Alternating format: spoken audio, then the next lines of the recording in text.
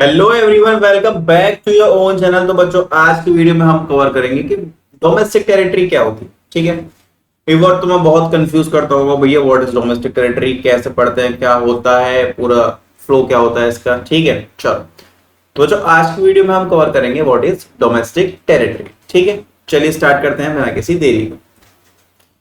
Domestic territory refers to the geographical area under the economic control of country's government. मतलब हमारे भारत की जो सरकार है वो कितने ज्योग्राफिकल एरिया को कवर कर रही है।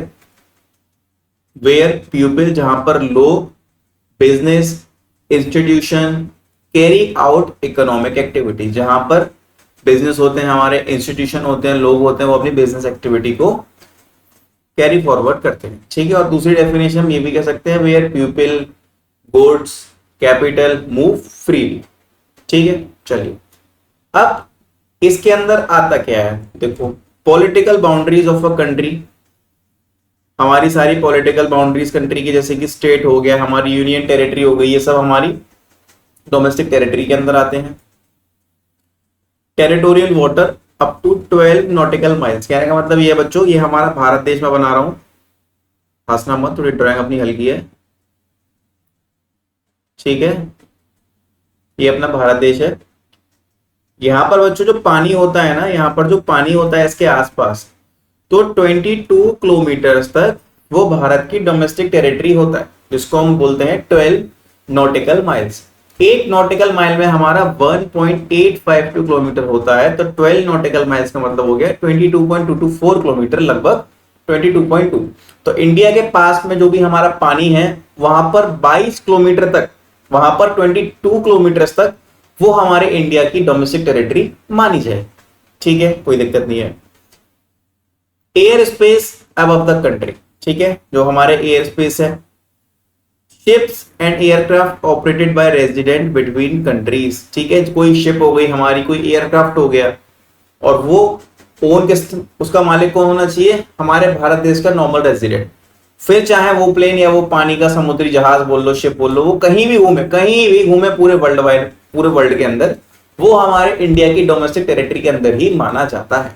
ठीक है, बट शर्त ये है कि जो नॉर्मल रेजिडेंट है वो इंडिया का होना चाहिए। भाई ये नॉर्मल रेजिडेंट क्या होता है, इससे पिछली वीडियो में बता रखा है, जाके देख लो। ठीक है, चलिए, between countries, embassies consulate of the country located abroad.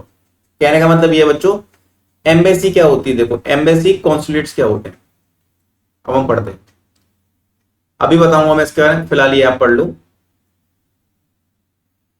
Do not include, क्या क्या इंक्लूड नहीं करना डोमेस्टिक टेरिटरी में, foreign embassies located in India, कोई विदेश की जो एम्बेसी है। बच्चों एम्बेसी बेसिकली क्या होती है, हर कंट्री दूसरी कंट्री की कैपिटल में, मतलब राजधानी में, वो अपने ऑफिस बनाती है। ऑफिस क्यों बनाती है, जो दोनों कंट्रीज के बीच के पॉलिटिकल रिलेशन है वो अच्छे हो सके, इसीलिए वो एम्बेसीज को बनाती है। ठीक है, तो जो हमारी एम्बेसी होती है वो मेनली पॉलिटिकल रिलेशंस पर काम करती है। जो हमारी एम्बेसी होती है वो मेनली पॉलिटिकल रिलेशंस पर काम करती है, डील वगैरह साइन वाइन करना, बातचीत करना, वरना पॉलिटिकल रिगार्डिंग वो हमारी एम्बेसी करती है। ठीक है, हाँ भैया हमें ये समझ में आ गया।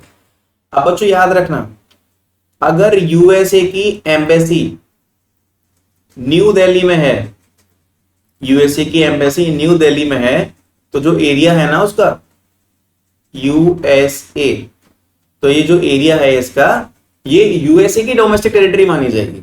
ये बात आप ध्यान रखना, अगर यूएसए की एम्बेसी हमारे नई दिल्ली के अंदर है, तो जो एरिया है जहां वो काम कर रही है वो यूएसए की डोमेस्टिक टेरिटरी में माना जाएगा। दूसरे एंड पर, अगर हमारे भारत का, हमारे इंडिया का ऑफिस यूएसए की कैपिटल जो भी हो उसमें है, अगर हमारे भारत का जो ऑफिस है वो यूएसए के किसी कैपिटल के अंदर है, मतलब अपनी इंडियन एम्बेसी है, तो वो जो एरिया है जहां पर ऑफिस है, हमारे दूतावास जो अपने डिप्लोमेट्स वगैरह जाके बैठते हैं, वहां काम करेंगे, वो हमारे इंडिया की डोमेस्टिक टेरिटरी में माना जाता है। ठीक है, एम्बेसी हमेशा दूसरी कंट्री की कैपिटल में होती है। अगर हमारी एम्बेसी जापान के अंदर है तो वो हमारी डोमेस्टिक टेरिटरी है, जापान की एम्बेसी इंडिया के अंदर है तो वो जापान की डोमेस्टिक टेरिटरी है। ठीक है, अगर यूएस का प्लेन हमारे इंडिया के ऊपर उड़ रहा है तो वो उस टाइम पर भी यूएसए की डोमेस्टिक टेरिटरी के अंदर माना जाएगा। अगर हमारे इंडिया का प्लेन यूएसए के ऊपर उड़ रहा है और उसका मालिक हमारे देश का नॉर्मल रेजिडेंट है, तो वो भी हमारे देश की डोमेस्टिक टेरिटरी मानी जाएगी। ठीक है, चलो नेक्स्ट। ठीक है, और बच्चों कॉन्सुलेट्स क्या होता है? कॉन्सुलेट्स एम्बेसी की शाखाएं होती है, एम्बेसी की ब्रांच होती है। जैसे एम्बेसी हमारा हो गया मेन ऑफिस, मेन ब्रांच, तो ये different different country, different different state में, किसी कंट्री के स्टेट में ऑफिस अपने एलोकेट कर देते हैं। तो कॉन्सुलेट क्या करते हैं? ट्रेवलिंग के रिगार्डिंग कोई काम हो गया, छोटी मोटी चीजें जो हो गई उसमें वो डील कर लेते हैं। ठीक है, लेकिन एम्बेसी हमारी मेजरली पॉलिटिकल रिलेशन के ऊपर काम करती है। ठीक है, अब बच्चों दूसरा एग्जाम्पल एक और है। जैसे बॉर्डर वर्कर होते हैं, सॉरी बॉर्डर वर्कर नहीं, अपनी डिफेंस होती है, अपनी डिफेंस कभी प्रैक्टिस करने के लिए फॉरेन गई, फॉर एग्जांपल रशिया, यूएसए, कहीं भी गई, तो वहां पर उन्होंने अपना कैंप लगाया होगा। तो बच्चों वो कैंप भी हमारे इंडिया की डोमेस्टिक टेरिटरी में माना जाएगा। अगर रशिया यहां पर आके कैंप लगा रहा है तो वो रशिया की डोमेस्टिक टेरिटरी में का पार्ट माना जाएगा। ठीक है, चलो, और क्या क्या इंक्लूड नहीं होती? फॉरेन एम्बेसी भारत के अंदर है, वो हमारी इंक्लूड नहीं होगी डोमेस्टिक टेरिटरी में। International organisations like UN and WHO, इनके ऑफिस भी हमारी डोमेस्टिक टेरिटरी में इंक्लूड नहीं होंगे। Next examples, include in India's domestic territory, Delhi के अंदर फैक्ट्री है, इंडियन एम्बेसी यूएस के अंदर है, an aircraft flying from Delhi to London, an Indian cargo ship into Arabian Sea. ठीक है, do not include in India's domestic territory, US embassy हो गया, डब्ल्यूएचओ का ऑफिस हो गया। बच्चों ये ऑफिस डब्ल्यूएचओ हुई इंटरनेशनल ऑर्गेनाइजेशन है। ठीक है, तो इनका जो रीजन है, ओरिजिन है, जहां से आई है वहीं की डोमेस्टिक टेरिटरी मानी जाएंगी। The British high commission in India. अब देखो कॉन्सुलेट्स का थोड़ा सा मैंने हिंदी में बता रखा है तुमको समझने के लिए।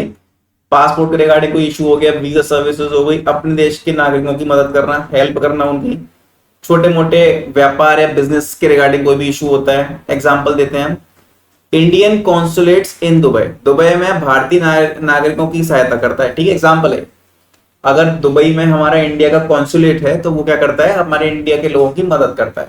ठीक है, यूएस कॉन्सुलेट इन मुंबई भारत में अमेरिका की वीजा और अन्य सेवाएं प्रदान करता है। ठीक है, नेक्स्ट, बेसिक है ये तो। चलो, तो बच्चों हमने यहां पर क्या देखा?